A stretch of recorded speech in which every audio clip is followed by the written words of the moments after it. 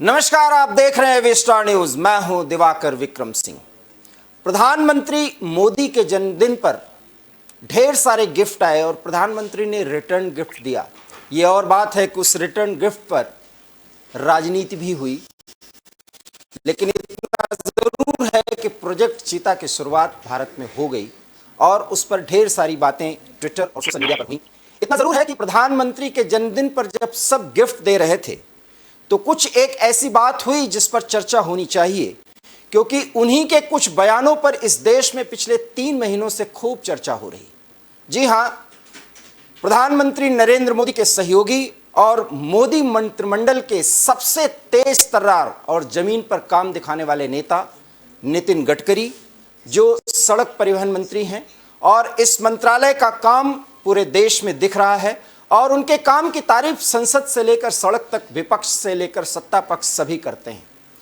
लेकिन एक ऐसा वाकया हुआ जब संसदीय बोर्ड और प्रचार समिति जो भारतीय जनता पार्टी की मिशन 2024 को देखते हुए बनाई गई, उसमें जब गडकरी का नाम नहीं आया, हालांकि उसके पीछे भारतीय जनता पार्टी के लोगों का, उनके विश्लेषकों का, रणनीतिकारों का अपना तर्क है।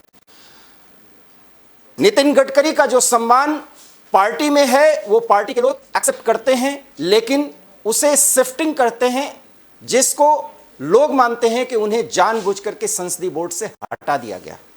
लेकिन वही नितिन गडकरी प्रधानमंत्री के जन्मदिन पर एक जाने माने न्यूज़पेपर के 2 एडिशंस में बाकायदा हिंदी और अंग्रेजी में कुछ लिखते हैं, लेख लिखते हैं और उसको बाकायदा ट्वीट करते हैं, जिसमें प्रधानमंत्री के उस रोड मैप की चर्चा है, जिसमें नितिन गडकरी के मंत्रालय का हवाला दे करके उनके काम को दरकिनार करके उन्हें साइडलाइन किया गया, ऐसा विरोधी और कुछ विश्लेषक बताते हैं।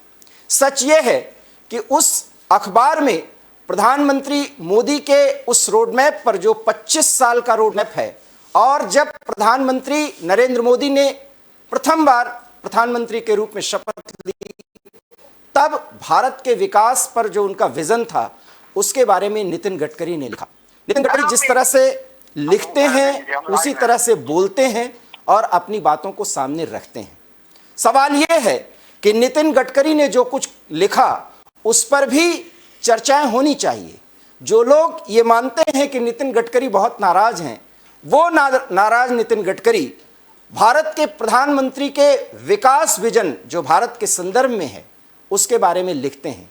क्या कुछ इसके मायने हैं और इसका क्या मतलब निकाल रहे हैं कुछ विश्लेषक, हम इस पर चर्चा करते हैं।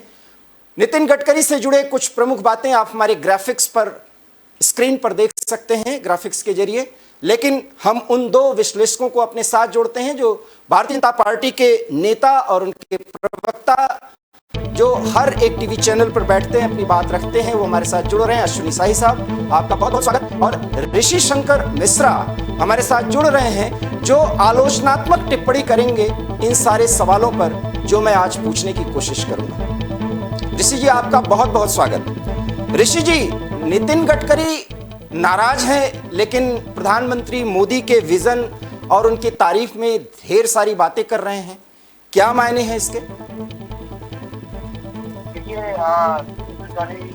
के बारे में आप जानते हैं कि आप लेकिन जो डेवलपमेंट हुआ मुक्ति और तरीके से बच्चों को पार कर दिया गया।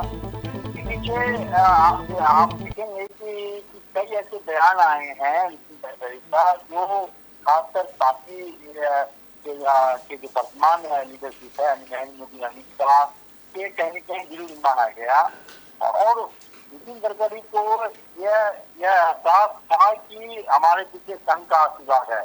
लेकिन हमें और आप लोगों को समझना होगा संघ का जो आइडियोलॉजी है उसको नरेंद्र मोदी और अमित शाह के वर्तमान बीजेपी का जो स्वरूप है और जिसको वो लीड कर रहे हैं, वो संघ के आइडियोलॉजी को कहीं न कहीं डिलीवर कर रहे हैं। और संघ जो सोचता है उससे 2 कदम आगे जाके यही संघ के सपना को साकार कर रहे हैं नरेंद्र मोदी। तो संघ को लग रहा है कि यदि नरेंद्र मोदी संघ से नाराज हो जाते हैं, खासकर नितिन गडकरी को लेकर। आप देख लीजिए, आप एक सीक्वेंस देख लीजिए। 2009 में नितिन गडकरी जब अध्यक्ष बनते हैं, पहला मुख्यमंत्री नरेंद्र मोदी होते हैं जो दिल्ली आके राष्ट्रीय अध्यक्ष से नहीं मिलते हैं या कामना नहीं देते हैं। 2009 से 2013 के बीच में संजय जोशी की एंट्री होती है। संजय जोशी से नरेंद्र मोदी जी का कैसा रिलेशन है आप सभी लोग जानते हैं। तो नरेंद्र मोदी और अमित शाह से इनके रिलेशन कभी भी बेहतर नहीं रहे। आपको याद होगा अमित शाह साहब का जब केस चल रहा था और जब उस समय वो दिल्ली में समय व्यतीत कर रहे थे, तो आपको याद होगा कि गडकरी साहब अमित शाह को सही से अपॉइंटमेंट नहीं मिलता था तो बहुत इनको इंतजार कराया जाता था। तो जो अभी टॉप लीडरशिप है बीजेपी का, अमित शाह नरेंद्र मोदी का, उनसे नितिन गडकरी का रिलेशन अच्छा नहीं रहा है। और नितिन गडकरी जिस प्रकार से बयान दिए, संघ ने उनको समझाया कि आप पार्टी का जो लाइन है उसको क्रॉस करेंगे तो आपके लिए सही नहीं होगा। और संसदीय बोर्ड से हटाने से पहले नितिन गडकरी को मैसेज दे दिया गया था। और मैं कई चैनलों पे कहा हूँ, मेरा अपना विश्लेषण है, ये मेरा अपना इनपुट है कि संघ को कॉन्फिडेंस लेने के बाद ही और संघ के सहमति के बाद ही नितिन गडकरी को पार्लियामेंट्री बोर्ड से और इलेक्शन कमेटी से आपकी तरफ से आज बता दूं, यदि नितिन गडकरी आगे लाइन क्रॉस करेंगे, हो सकता है हम कैबिनेट से पार कर दिया जाए। चलिए, इसका जवाब अश्विनी साई साहब से ले लीजिए। इसका जवाब अश्विनी साई साहब से ले लीजिए। जी दिवाकर जी, मैं कहना चाहूंगा, देखिए ऋषि जी एक अच्छे वक्ता हैं और कयास तो लगाते हैं। और मुझे जहां तक लगता है कि कयास जो है सभी देश के लोगों को जो प्रबुद्ध है उनको लगाना चाहिए। पत्रकार भी लगाते हैं, विरोधी दल के लोग भी लगाते हैं, सब लोग कयासों में जीते हैं। लेकिन नितिन गडकरी जी एक ऐसे नेता है जिनके बारे में कुछ भी कहना, क्योंकि वो बड़े बेबाक बोलते हैं। मुझे याद आता है उनका वो बयान जब कांग्रेस के बारे में उन्होंने कहा था कि अफजल गुरु तो इनका दामाद है कांग्रेस का, एक भी बयान आया था उनका। अभी एक बार उन्होंने बहुत उस समय जो है जब अध्यक्ष बनने थे तो उनके लिए पार्टी इतनी बेहतर थी कि संविधान को बदल दिया। वो भी दिन हम लोगों ने देखा है कि संविधान बदल के उनको दोबारा अध्यक्ष बनाया गया। और उन्होंने जब भी कुछ बयान दिया है बड़े बेबाक तरीके से बोला। 5 राज्यों का चुनाव हुआ, 5 राज्यों के चुनाव होने के बाद उन्होंने बेबाकी से बोला था और अच्छी चीज बोला था कि अगर हम हारते हैं तो जीत का सेहरा जो है, हारने का श्रेय जो है उनके ऊपर, मुखिया के ऊपर जाना चाहिए, और जीतते तो भी मुखिया के ऊपर जाना चाहिए, कैप्टन के ऊपर जाना चाहिए। तो इनके बेबाक बयान जो है हमेशा बहुत बेहतर रहते हैं।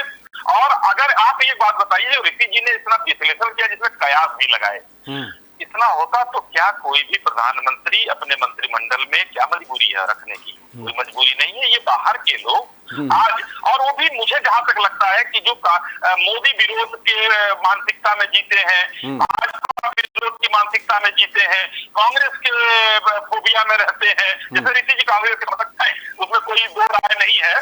तो ये लोग एक अलग विचारधारा रखते हैं कि किस तरीके से एक हम छेद पाए कहीं पर भारतीय जनता पार्टी में जहाँ डेंट कर सके। तो वो अचानक वो मिल गया कि संसदीय बोर्ड से हटा दिए गए। शिवराज सिंह जी के ऊपर कोई चर्चा नहीं हुई क्योंकि इन लोगों को लगा कि वहां पर तो हम कर नहीं पाएंगे क्योंकि पूरे देश में कोई मुख्यमंत्री नहीं है। लेकिन गडकरी जी के ऊपर उंगलियां उठाने लगे लोग। लेकिन गडकरी जी ने इतना सधा हुआ बयान दिया जो पार्टी के हित में है, देश के हित में। माननीय प्रधानमंत्री जी को एक सच्चा जो कहेंगे ना जन्मदिन का तोहफा दिया उन्होंने। लेकिन कयास लगाने वाले सबका मुंह बंद हो गया। लेकिन कुछ ऐसी बातें हैं जिसके कयास लगाए जाएंगे, जिसका विश्लेषण होगा। क्यों कहना पड़ा नितिन गडकरी को कि किसी को यूज करके फेक नहीं देना चाहिए? किस संदर्भ में? और संदर्भ भी खैर आप ही अपने मुंह से बताएं, ऐसा उन्हें क्यों कहना पड़ा? देखिए, मैंने कहा कि नितिन गडकरी जी हमेशा बयानों को भी तोड़ मरोड़ के दिखाया जाता है। आम आदमी पार्टी के जो वो है प्रवक्ता है और राज्यसभा सांसद हैं संजय सिंह, उन्होंने वीडियो भेजा, एक वीडियो दिखाया उस वीडियो में जो लिखा हुआ था कि जो उनको दिखाया गया कि क्या करूंगा मैं, कैसे करूंगा, जो एक वीडियो उन्होंने कहा था, उस पर जिस दिन से माननीय गडकरी जी ने कहा है कि मैं वीडियो गलत डालने वालों पर कानूनी कार्रवाई भी कर सकता हूं, क्योंकि एक बार तो माफी मंगवा चुके हैं वो, इसलिए उसके बाद से संजय सिंह ने कहना बंद कर दिया, वीडियो डालना बंद कर दिया, बहुत तेज पूछ कर आते हैं आगे। अच्छा ऋषि जी कुछ कहना चाह रहे हैं, कुछ कहना चाह रहे हैं, क्योंकि वो प्रखर आलोचक हैं किसी भी मुद्दे को, और ऋषि जी को आप कांग्रेस समर्थक कह रहे हैं। मैं नहीं मानता, मैं मानता हूं कि वो पत्रकार हैं और राजनीतिक विश्लेषक हैं। ऋषि जी को मैं बहुत नजदीक से जानता हूं। ऋषि जी, अब आप वो तर्क रखिए कि गडकरी नाराज हैं और उनको जानबूझ करके हटाया गया क्योंकि वो प्रधानमंत्री नरेंद्र मोदी और अमित शाह के लिए काटा थे और बेबाक टिप्पणी कर सकते थे क्योंकि वो किसी से डरते नहीं। देखिए, अब अश्वनी जी विद्वान लोग हैं, वही बताएंगे कि ये परफॉर्मर है, एक कुशल संगठन करता है। अब ऋषि मिश्रा दिवाकर जी पे कांग्रेस के एआईसीसी मेंबर ही बना सकते हैं, हमको महासचिव भी बना सकते हैं, इसलिए अश्वनी जी के मुंह पे सिसोटी बैठ के भी बोल सकते हैं। लेकिन मेरा ये सवाल है एक पत्रकार होने के नाते, यदि आप नितिन गडकरी को परफॉर्मर मानते हैं तो कुशल संगठन करता मानते हैं, और बीजेपी के परिपाटी भी रही है कि पूर्व अध्यक्ष संसदीय बोर्ड के मेंबर होते हैं, तो किस कारण से आप नितिन गडकरी को आपने संसदीय बोर्ड से हटाया, वो कारण बता दीजिए, बिल्कुल स्पष्ट हो जाएगा, दूध का दूध पानी का पानी हो जाएगा। जवाब आना चाहिए अश्विनी साहब। यदि एक फैक्टर है तो पंजाब से जिसका ब्यूरोक्रेट्स को बनाए हैं और उनका उम्र कितना है, का उम्र कितना है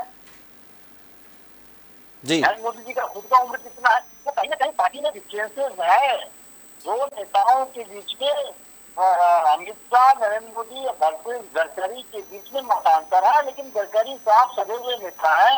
और मैं एक बात ये बता दूं जी, माने न माने, यदि बीजेपी 225 के आसपास 2024 में रही तो गडकरी चैलेंजर ही नहीं होंगे, सीरियस चैलेंजर होंगे नरेंद्र मोदी जी के लिए। अश्विनी साहब जवाब दीजिए। और संघ सुन लीजिए, संघ मोदी जी के साथ इसलिए है क्योंकि ड्राइविंग सीट पर नरेंद्र मोदी है और दोनों ड्राइवर डिलीवर करके दे रहा है। जिस दिन ब्रेक लगा गाड़ी में तो ड्राइवर बदल भी सकता है, ये बात आप समझ लीजिए। ठीक है, जवाब दीजिए अश्विनी साई साहब। जी दिवाकर जी, देखिए पार्टी में चेंजेस होते रहते हैं और पार्टी का अपना अंदरूनी जो है मामला होता है, उसमें बाहर के लोग कयास लगा सकते हैं। पार्टी की हर चीज को जरूरी नहीं है कि सबको बताकर किया जाए और सबसे पूछ कर किया जाए, क्योंकि लोग कयास लगाते हैं। यही देखिए, अगर ऋषि जी, चलिए मैं पत्रकार ही कहता हूँ, मैं हो सकता है कि ऋषि जी को मैं काफी दिन से देखता हूँ, कई चैनलों पर कांग्रेस समर्थक लिखा जाता था, राजनीतिक विश्लेषक लिखा जाता था, तो मैंने कहा कांग्रेस समर्थक, उसमें कोई बुरा मानने वाली बात नहीं। ऋषि जी चलिए आपको पत्रकार ही मानते हैं, तो मैं तो ये कहता हूँ कि कई इतने पत्रकार थे जो 2019 में भारतीय जनता पार्टी को कह रहे थे कि 200 से ऊपर सीट बहुत मुश्किल है, सरकार नहीं बनेगी, खत्म है। तो वो कयास यहाँ की जनता ने दूसरित किया और ये बताया कि माननीय मोदी जी के नेतृत्व में भारतीय जनता पार्टी बहुत मजबूत पार्टी है, बहुत मजबूत दल है, और इसमें अभी वो चीजें नहीं है जो कांग्रेस में G23 और उसके तरह से दिखती हैं। भारतीय जनता पार्टी देश के लिए काम कर रहा है, और जो ये लोग कहते हैं जिसका ये दूसरे दल के लोग उपहास भी उड़ाते हैं, लेकिन वो सच्चे देशभक्त की तरह देश में काम कर रहे हैं, तो जनता ने आशीर्वाद दिया। फिर आया 2022, क्योंकि भारत वर्ष का चुनाव होता है, उसके बाद उत्तर प्रदेश का जब चुनाव होता है, तो उत्तर प्रदेश भी एक बड़ा प्रदेश है जिसमें बहुत सी चीजें होती हैं और जिस पर बड़ी नजर रहती है सबकी। नागालैंड के चुनाव पे नहीं होती है, गोवा के चुनाव पे नहीं होती है, लेकिन उत्तर प्रदेश के चुनाव पे होती है। यही लोगों ने कहा, इस पत्रकार भाइयों ने, और कई चैनलों पर मैं बैठा और वहां पर लोग कहते थे कि 100 सीट से ऊपर भारतीय जनता पार्टी को नहीं मिलेगी। उसके पहले, उस चुनाव के पहले इतने कयास लगाए जो आज हमारे ऋषि जी कह रहे हैं। इसी तरीके से दिल्ली चलेगा, क्योंकि हाईकमान हमारा ऊपर, दिल्ली एक तरह से भाई जब बड़े नेता हमारे हैं तो उनको हम हाईकमान संबोधित कर सकते हैं।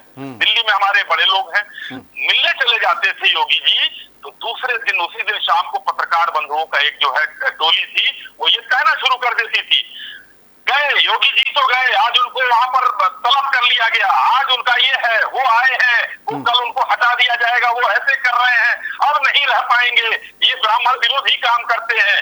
और ब्राह्मणों ने हमको 79% वोट दे दिया। ऋषि जी, इसको सुनने वाली बात है, 79% वोट दे दिया। और उत्तर प्रदेश की जनता ने माननीय योगी जी को इतिहास बनाते हुए 35 साल में पहली बार दोबारा मुख्यमंत्री बनाया। ये है आप लोगों के कयासों का घोषित होना और भारतीय जनता पार्टी का जो उदय है। और एक लाइन कह के मैं अपनी बात समाप्त करता हूं कि जो पुतिन के साथ बैठकर माननीय मोदी जी ने वहां पर बयान दिया है, वो ये दर्शाता है कि माननीय मोदी जी 2029 तक वही बैठे रहेंगे और अपने उसी मंत्रिमंडल के साथ बैठे रहेंगे, अपने उसी विजन के साथ बैठे रहेंगे जो विजन उनका है और जिसको कल के अखबार में माननीय गडकरी साहब ने उद्धृत किया है। हाँ ऋषि जी, अब आप बताइए, पुतिन तक की बात आ गई और पुतिन से जो खुलकर बोले और भारत के विदेश नीति की, स्वतंत्र विदेश नीति की जो झलक दिखी प्रधानमंत्री के उस वार्ता में, वो पूरी दुनिया ने देखा है। ऋषि जी, क्या आप भी मानेंगे कि प्रधानमंत्री मोदी ने देश का नजरिया पेश किया जो भारत का नजरिया है? देखिए दिवाकर जी, हम या आप जो है कोई नया चीज ऐड नहीं कर रहे हैं। हम लोग उसी चीज पे डिबेट कर रहे हैं जो गडकरी साहब ने खुद बयान दिया है और बयान ऑन रिकॉर्ड है कि आप वर्तमान में जो राजनीति है सत्ता के लिए होता है। ये ऋषि मिश्रा ने बयान नहीं दिया, दिवाकर जी ने नहीं दिया, तो गडकरी साहब ने दिया। तो कहीं न कहीं गडकरी साहब जो संकेत दे रहे हैं उसी पे हम लोग डिबेट कर रहे हैं कि क्या गडकरी साहब नरेंद्र मोदी साहब की जोड़ी से नाराज है, क्या गडकरी लेकिन संघ ने डांट लगाया है, या संघ में जो अभी फेरबदल हुआ है, होस्ट बोले साहब जो नरेंद्र मोदी जी के काफी करीबी है, होस्ट बोले साहब जो है मोहन भागवत के पास नंबर 2 पे है, भैया जी जोशी आप रहे नहीं, तो गडकरी साहब के उनका गडकरी साहब के पास के साथ हुआ करता था। तो बहुत से समीकरण संघ में भी चेंज हुआ है और बहुत से समीकरण दिल्ली दरबार में चेंज हुआ है। ये मैं मानता हूँ कि तमाम विषम परिस्थिति के बावजूद नरेंद्र मोदी आज जनता के लिए खुशी है, इसमें कोई रिटर्न बनने का सवाल नहीं है। नो डाउट आपको बीजेपी को उत्तर प्रदेश में मैंडेट मिला है, लेकिन क्या आप योगी आदित्यनाथ को फ्री हैंड दे रखे हैं? सवाल उठता है। अवनीश अवस्थी को रिपीट करना चाहते थे योगी आदित्यनाथ, क्या अवनीश अवस्थी को योगी जी रिपीट कर पाए? अच्छा ऋषि जी एक सवाल बनता है, ये सवाल बनता है ऋषि जी मेरा सवाल सुनिए, मेरा सवाल सुनिए ऋषि जी। जब योगी 2 की एंट्री होती है सरकार के संदर्भ में मैं कह रहा हूं, तो बुलडोजर इस देश का भ्रष्टाचार के खिलाफ, अनधिकृत और गुंडा तत्वों के खिलाफ कार्रवाई का एक बड़ा सिंबल बन जाता है। अगर फ्री हैंड नहीं है योगी को, तो योगी के नाम से बाबा योगी और बुलडोजर एक दूसरे के पर्याय बन गए। ये और क्या फ्री हैंड देना चाहिए? थोड़ा सा इसको इलस्ट्रेट करें। नहीं, फ्री हैंड देने का ये अर्थ है कि आप उत्तर प्रदेश में 2 डिप्टी सीएम लगा दिए, दोनों डिप्टी सीएम जो है योगी आदित्यनाथ की राजनीतिक रूप से विरोधी है। हम नहीं, सभी लोग जानते हैं पाठक साहब से कैसा संबंध है और जो मौर्य साहब है उनसे कैसा संबंध है। पब्लिक अवस्थी की राजनीति को दिवाकर जी आप हमसे बेहतर समझते हैं, आपके पास हमसे बेहतर इनपुट है। पब्लिक अवस्थी को रिपीट योगी आदित्यनाथ, दिल्ली दरबार इसके लिए राजी नहीं हुआ। बाद में कल परसों नहीं आपको सलाहकार योगी आदित्यनाथ जी को बढ़ाना पड़ा। तो कहीं न कहीं विरोध कहते हो, मंत्रिमंडल लेवल पे हो, खट्टी साहब भी नाराज हो गए, लेकिन मैं इसका एक जवाब देता हूं आपको। जवाब यह है कि ट्रांसफर पोस्टिंग का एक मामला उठा था, दिल्ली बहुत लोग आए, लेकिन योगी ने जो चाहा वही हुआ, क्योंकि प्रधानमंत्री मोदी और पूरा जो हाई कमान आप कह सकते हैं और संगठन। दिवाकर जी पूरी बात पर सुन लीजिए। देखिए जैसे चीफ सेक्रेटरी का अपॉइंटमेंट हुआ, जो चीफ सेक्रेटरी का अपॉइंटमेंट जो है सीएम के परामर्श से होना चाहिए। जो जुड़ा शंकर मिश्रा है चीफ सेक्रेटरी, क्या योगी आदित्यनाथ को पसंद है? दिवाकर मिश्रा चीफ सेक्रेटरी बनते हैं और मीडिया जब राजस्थान किसी सवाल करता है, कहता है हमें नहीं मालूम है कौन चीफ सेक्रेटरी हो रहा है, आकर होकर दिवाकर चीफ सेक्रेटरी हो जाते हैं। तो ये देखिए, ये हम और या आप स्टोरी नहीं बना रहे हैं, जो स्टोरी लखनऊ से या दिल्ली से मिलता है, इनपुट मिलता है, उसी को पत्रकार विश्लेषण करते हैं। चलिए अश्विनी साहब इसका जवाब दीजिए। ये नहीं है या मोदी जी हमारे नहीं है, मैं आज भी आपके चैनल पे कहता हूँ, हिंदुस्तान में सबसे लोकप्रिय कोई नेता है तमाम विषम परिस्थितियों के बावजूद, जिस प्रकार से बेरोजगारी है, महंगाई है, इस सबके कोरोना में जिस प्रकार से सरकार का लक्ष्य कर रहा, इस तमाम विषम परिस्थितियों के बावजूद की नरेंद्र मोदी के पक्ष में कहीं कहीं लोकप्रिय है, जनता चाहती है। लेकिन जो इनपुट आ रही है, चाहे वो पोलिटिकल इनपुट हो, ब्यूरोक्रेट का इनपुट हो या दिल्ली के दरबार लखनऊ दरबार का इनपुट हो, उससे पत्रकार तो डिबेट करेंगे ही, चर्चा करेंगे ही। इसमें कांग्रेस का डिबेट समर्थक के बीच में नहीं बांटना चाहिए नेताओं को। वो आप इंडिकेशन देते हैं, उसी का वो डिबेट करते हैं, चाहे वो दिवाकर जी हो या ऋषि जी हो। बिल्कुल अश्विनी साहब जवाब दीजिए कि अभी भी योगी जी अपने मन की नहीं कर पा रहे हैं और ये प्रदेश चाहता है, क्योंकि योगी जी का विजन है कि उत्तर प्रदेश प्रथम राज्य बने, हर दृष्टिकोण से, विकास के मायने में, इंफ्रास्ट्रक्चर के डेवलपमेंट के मामले में, रोजगार देने के मामले में। वहाँ पे कुछ आप लोग अंकुश लगाए हुए हैं संगठन के स्तर पर, और जैसा कि सब नाम ले रहे हैं, मैं तो बहुत तारुफ और वाकिफ नहीं हूँ इस बात से, लेकिन ये ऋषि जी का आकलन है तो इसका जवाब देना चाहिए आपको। देखिए, एक जैसे कहा जाता है ना दिवाकर जी की आधा गिलास भरा है और आधा गिलास खाली है, तो हर आदमी अपना अपना आकलन देता है। तो ऋषि जी या हो या कोई भी पत्रकार हो या कोई भी राजनेता हो, अपना एक आकलन होता है, कयास भी होता है। तो वही चीजें मैं फिर से शुरू करता हूँ कि माननीय योगी आदित्यनाथ जी जब पहली बार आए यहाँ मुख्यमंत्री बन के, तो उस समय के बाद 2 महीने 3 महीने के बाद उनके खिलाफ एक पूरी जो है लॉबी हो गई, चाहे वो विरोधी दल के हो, चाहे कुछ और लोग हो, तो एक एक करके चुन चुन के उनके ऊपर आरोप लगाए गए। आरोप लगा के ठाकुरवाद है इनके अंदर, ब्राह्मणों का दमन कर रहे हैं, मुस्लिमों को मार रहे हैं, जाति विशेष के लिए काम कर रहे हैं, तो बहुत से आरोप लगे। उसके बाद फिर आरोप लगना शुरू हुआ कि इनका ये जो है सिर्फ जो IAS लॉबी की सुनते हैं, इनका दिल्ली दरबार से कोई वो नहीं है। तो बीच में जब ये सब करते करते जब चुनाव तक आ गया मामला, तो अचानक बहुत तेजी से लोगों ने बढ़ाया कि दिल्ली और उत्तर प्रदेश में 36 का आंकड़ा हो गया है। अचानक माननीय प्रधानमंत्री जी आते हैं और कंधे पर हाथ रखकर उनके चले जाते हैं, सारे लोग हो जाते हैं, उसी दिन शांत हो जाते हैं, सारा कयास खत्म हो जाता है। उसके बाद बदलते रहे लोग कि केशव जी को ये किया जाएगा, वो किया जाएगा। केशव जी का एक बयान आ गया कि भाई हम लोग मुख्यमंत्री जी के साथ में संतुष्ट हो, खुश हो, हमारे नेता है वो। और ऋषि जी जिस तरीके से कह रहे हैं कि आज भी अनडाउटली नरेंद्र मोदी जी इस देश के सबसे पॉपुलर नेता हैं, वो है और आगे भी रहेंगे।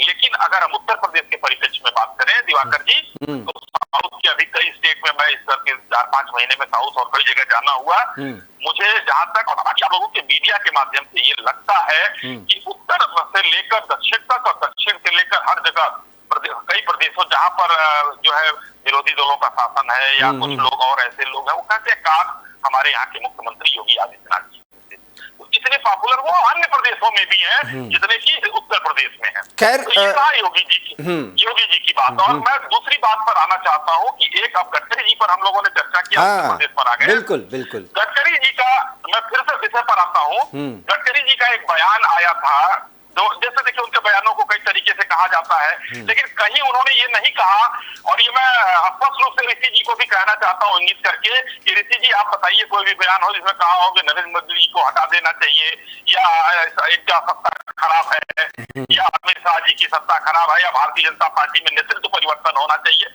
ऐसा कुछ नहीं कहा। अपने बयानों को उन्होंने कहा और उसी को कांग्रेसी लोगों ने और विरोधियों ने तोड़ मरोड़ को कैसे पेश किया। एक अभी किसान आंदोलन चल रहा था, उसमें आंदोलन जीवी शब्द का प्रयोग माननीय प्रधानमंत्री जी ने किया था उसमें सदन में। उसमें नितिन गडकरी जी ने एक वीडियो डाला गया और वो वीडियो अगस्त जो है उसका था, क्या कहते हैं 11 का। उस समय मनमोहन सिंह जी को वो सदन में कुछ कह रहे थे आंदोलन जीवी और करके, वो वीडियो छाट काट कर डाला गया और स्पष्ट रूप से की और ये प्रचारित किया गया कि माननीय प्रधानमंत्री जी के आंदोलन जीवी का विरोध कर दिया इन्होंने। तो ये भी इस देश में चलता है कि किस तरीके से भारतीय जनता पार्टी को डेट किया जाए। अभी जो लोग मिलजुल के काम कर रहे हैं, देखिए कितना फ्री हैंड है। उत्तर प्रदेश से लेकर, और मैं उत्तर प्रदेश क्या कहूँ, कन्याकुमारी से कश्मीर तक और अटक तक जो आज हाईवे बन रहे हैं लगभग 15 लाख करोड़ के, कितना फ्री हैंड काम कर रहे हैं वो। इतना इन लोगों का बजट नहीं था कांग्रेसियों का जो इतने 56 साल तक शासन किए हैं। ऋषि जी, रोड की परिकल्पना नहीं थी उनकी। ऋषि जी आज अब इसी मुद्दे पे आते हैं। बिल्कुल अश्विनी साई साहब, मैं यहाँ रोकना चाह रहा हूँ।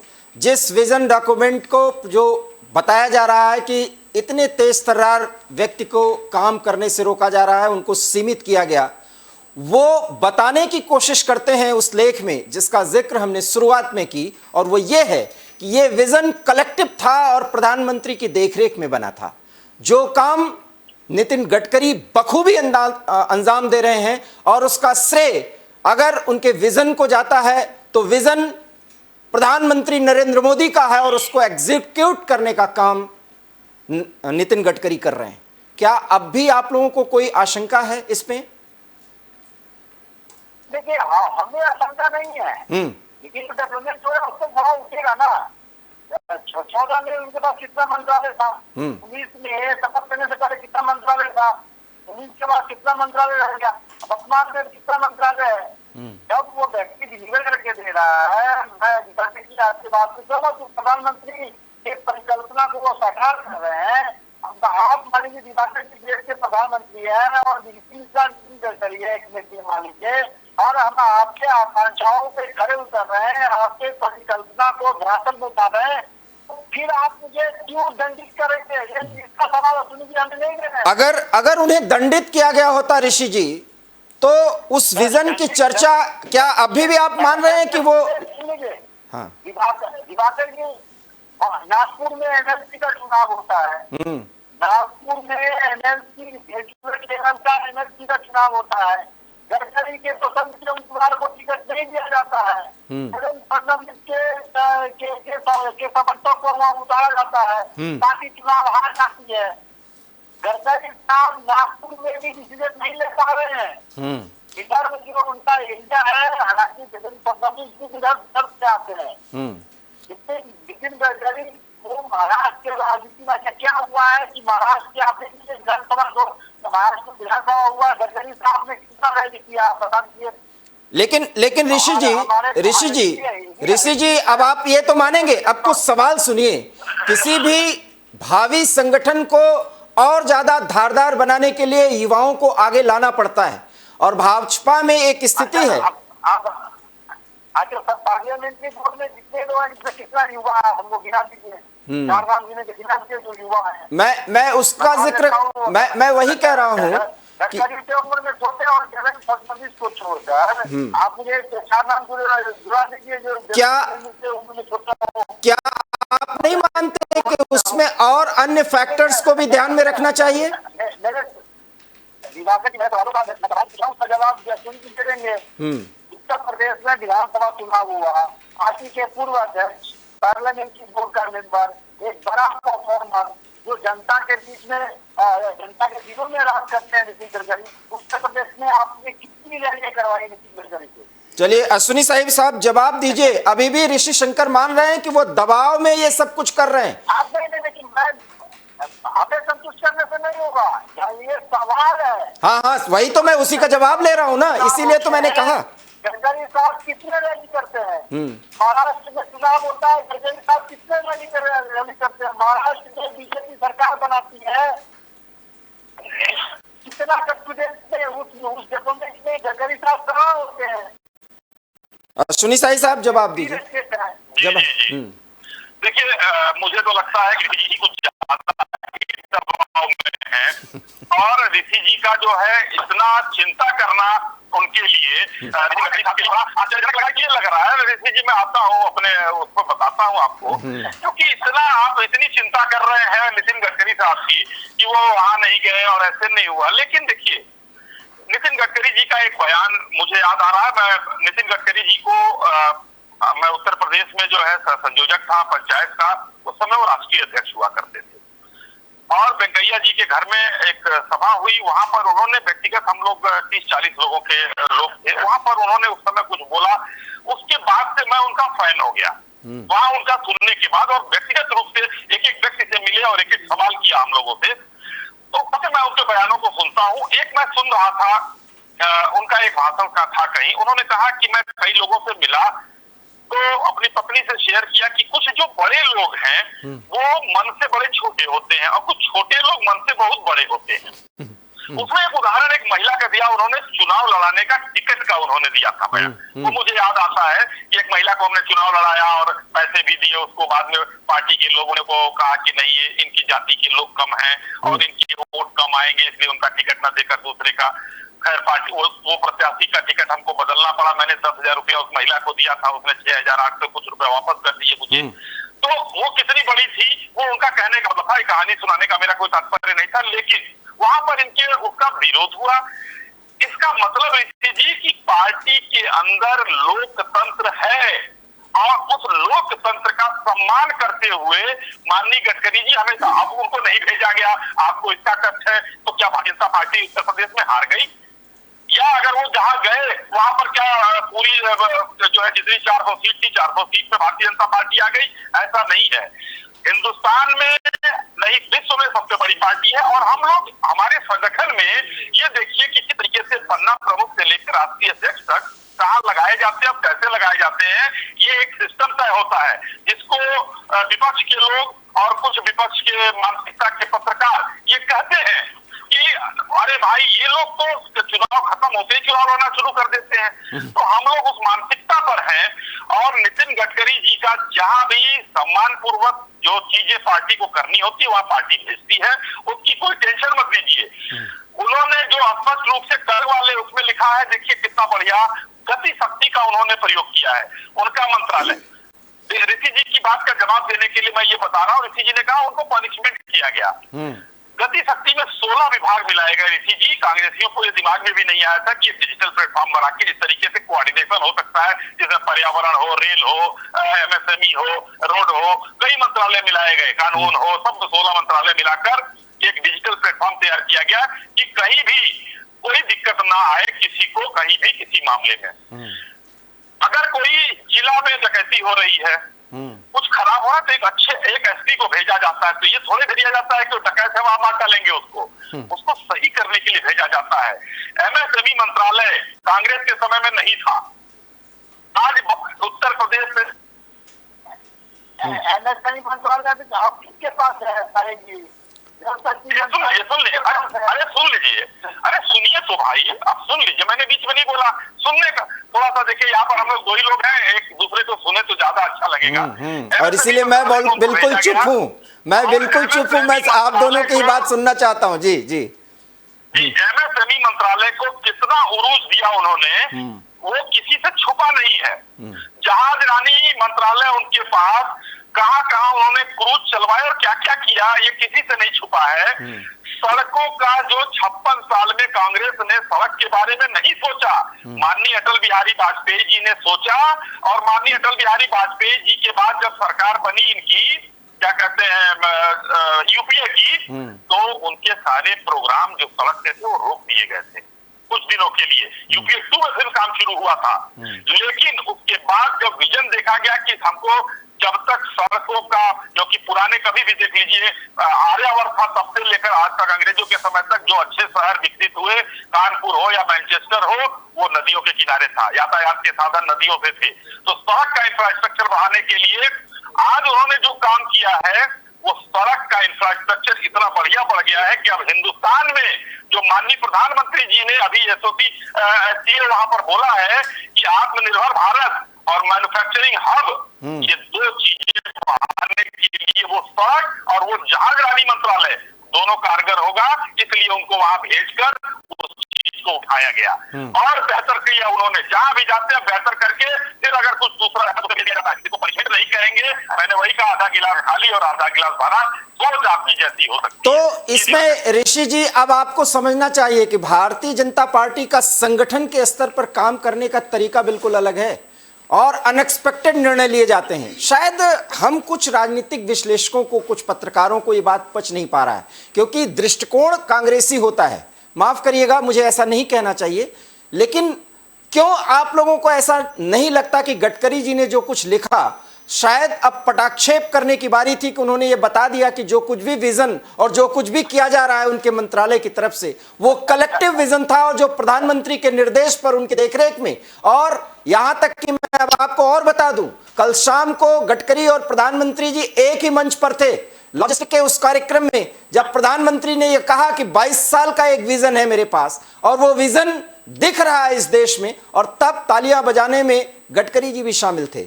अब क्या कहेंगे, पैचअप हो गया? दिवाकर जी, हम आज क्यों डिबेट कर रहे हैं,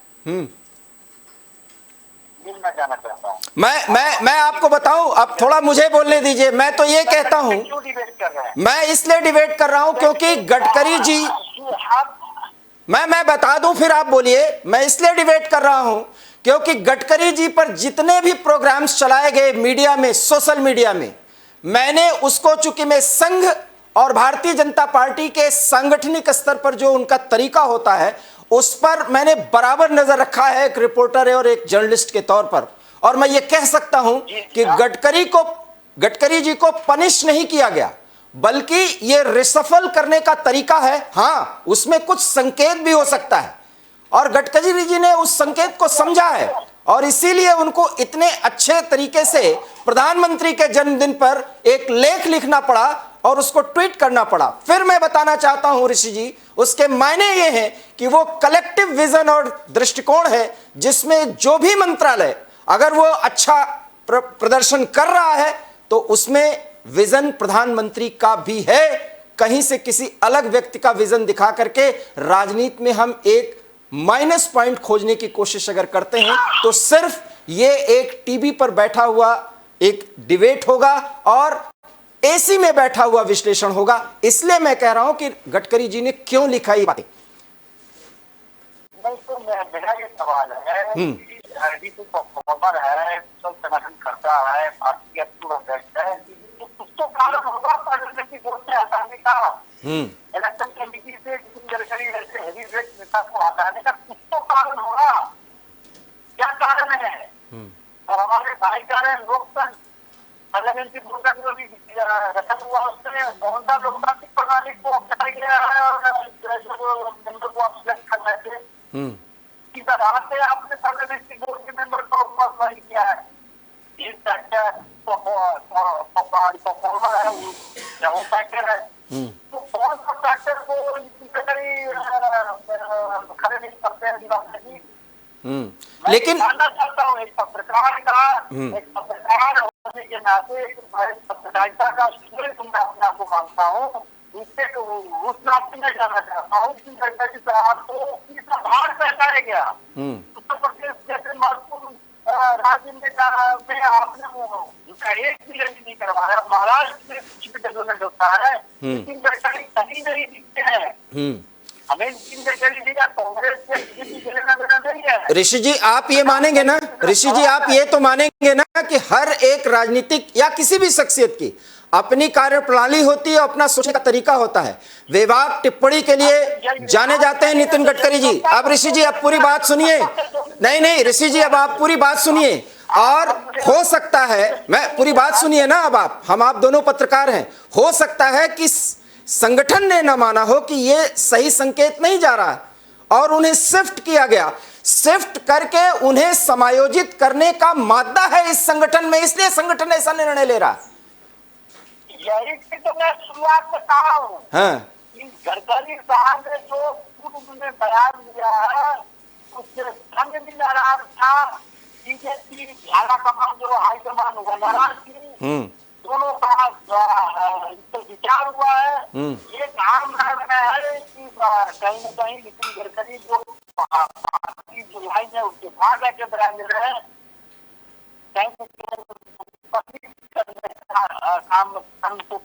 लेके बीजेपी में ये खासकर मोदी और अमित शाह जी।